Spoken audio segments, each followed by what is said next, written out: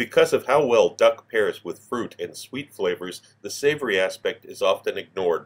In this recipe, I'm introducing you to another one of my secret ingredients, powdered, dry, roasted plums that you can make yourself.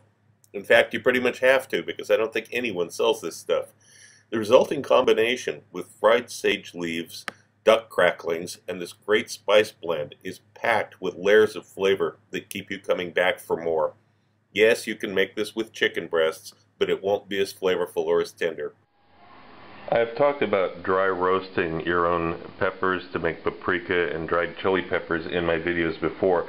The same basic technique here used on plums to produce dry roasted plums. These are not the same as prunes. Even though prunes are dried plums, dry roasted plums are an entirely different thing. Now I begin with this product, which is already dried plums to begin with. They're not prunes. Says plums. They are plums. They're freeze dried, but they're not completely dried. They're a little bit leathery, and to get that last bit of leatheriness out of the plums takes several hours in the oven. But once you do, you have something that's really crisp and brittle, and it doesn't taste like a plum exactly. It doesn't taste like a prune. It's its own thing, and that's the beauty of it. It's a brilliant ingredient, and you're going to grind these up in a spice mill, just like you would with the peppers or anything else.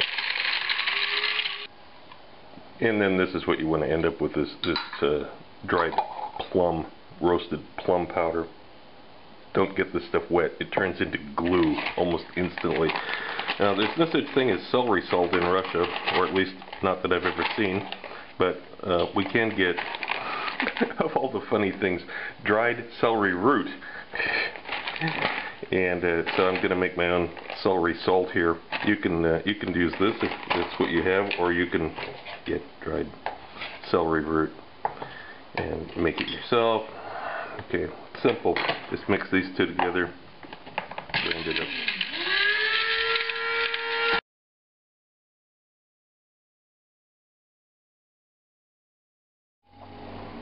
I have a couple of duck breasts here that I've trimmed. Normally, I would do the crosshatch on them in order to let the fat out, but in this case, we're going to do things a little bit differently here, because we're actually going to make crackling out of that fat, and we're going to cook the meat separately.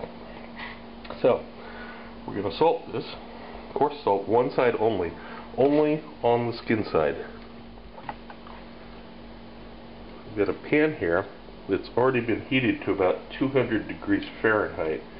About 100 degrees Celsius, and I've got the seasoning mix. What I did is I combined that dried plums with all of the other ingredients in a bottle, and I just shook it around. And onto the other side of the duck breasts, I'm going to sprinkle about half a teaspoon of this seasoning mix on each one. I'm going to try to make it even, but if it's a little bit uneven, it won't matter in the end. Okay, heat is medium. We're going to begin cooking these. After a few minutes, you begin to accumulate, 5 or 6 minutes, you begin to accumulate a lot of fat in it. This should be drained off.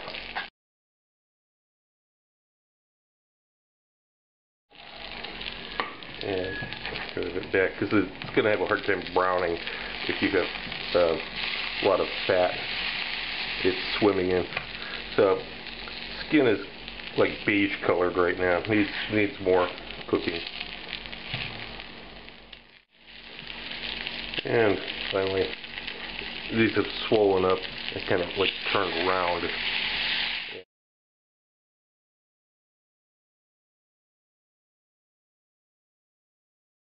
Okay, move them around a little bit here.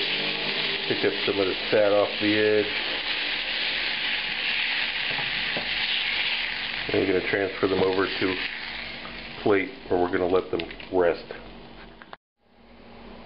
After you allow the duck breasts to come all the way down to room temperature, we're going to take a knife here and remove the skin. Now you're going to get a little bit of meat with it.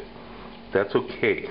Don't struggle to get only skin. If there's a little bit of meat, That's going to be good. That'll be part of the flavor for this. And these are the pieces that you want. You want two like this.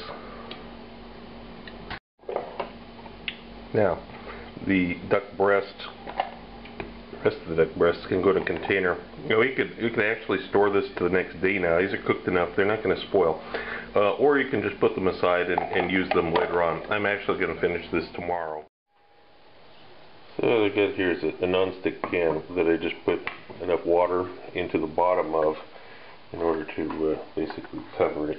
And I've got some of the duck skin I cut into strips, and I'm putting it fat side down, skin side up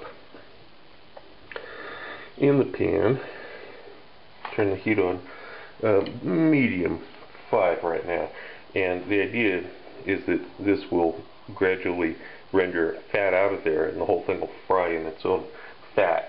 But this is a long, slow process. It will not happen quickly. Don't crank up the heat and try to make it happen in a hurry. This is what it looks like after 10 minutes, just to show you how slow this is going. Here we have what it looks like after about 25 minutes. Now I'm going to turn it over.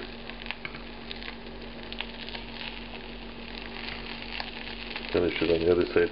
Now I turn the pieces over. What I'm going to do to finish it up, I'm putting a heavy pan filled with water down on top of it.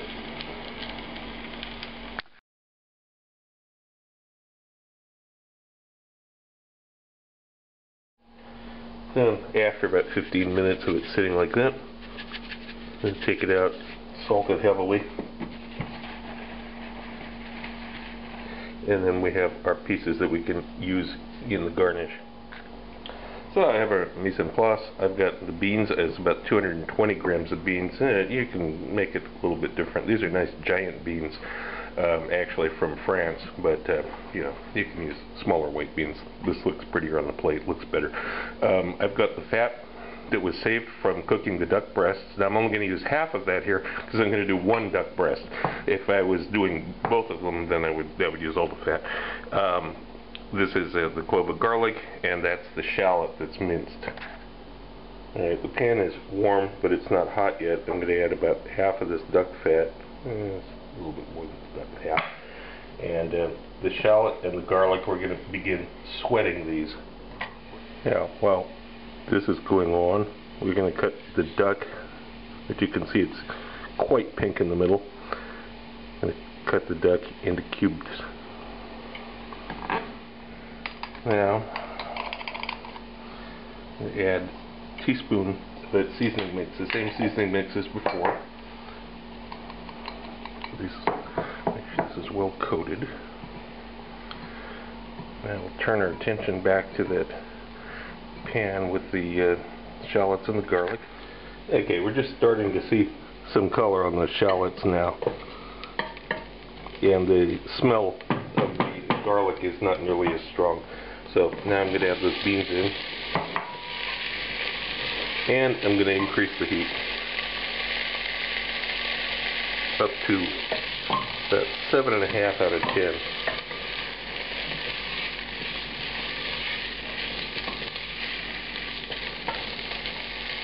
I'm going to get some flavor on these beans by cooking them at a high temperature.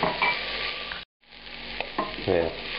You start to see some color on the beans themselves, and you start to hear a little bit of popping. You're getting real close.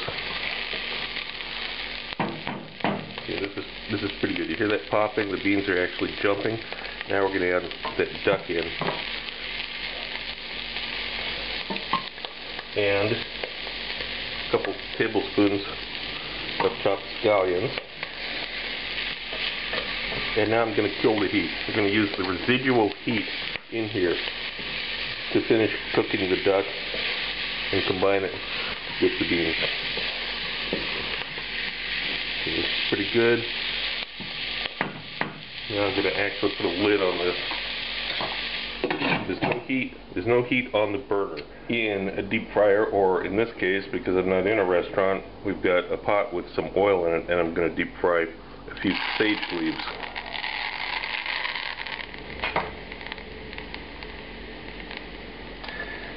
when you take the sage leaves out, if they're not crisp, it's because your oil wasn't hot enough.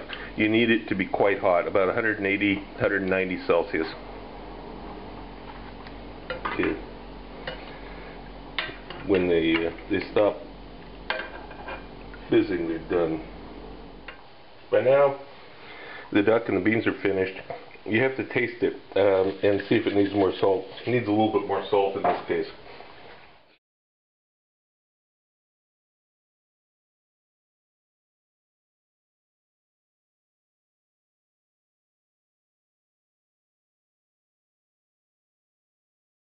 If you like my videos, look for my cookbook, now available through Amazon, Barnes & Noble, and other internet bookseller sites. Also look for my cocktail book, Cocktails of the South Pacific and Beyond, Advanced Mixology, available through Amazon online.